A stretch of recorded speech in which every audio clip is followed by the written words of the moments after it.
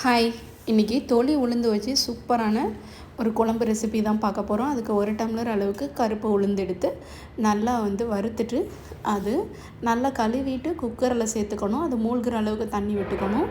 ஒரு 4 பல் பூண்டு, ஒரு 5 சின்ன வெங்காயம், ஒரு பெரிய தக்காளி, 1 ஸ்பூன் அளவுக்கு ஜீரகம், ஒரு 1.5 ஸ்பூன் அளவுக்கு குழம்பு மிளகாய் பொடி, ஒரு 1/2 ஸ்பூன் அளவுக்கு சோம்பு சேர்த்து நல்லா இதை வேக வைக்கணும். குக்கரில் ஒரு 10 விசில் வர்ற அளவுக்கு நல்லா இதை வேக விடணும். இது நல்லா வெந்ததுக்கப்புறமா இதை தனியாக எடுத்து வச்சுட்டு தாளிப்பு கொடுத்துக்கணும்.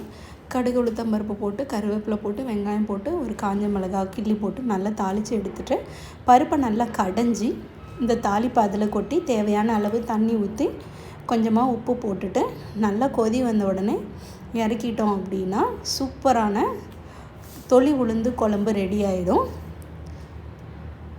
தேங்க்யூ. தேங்க்ஸ் ஃபார் வாட்சிங்.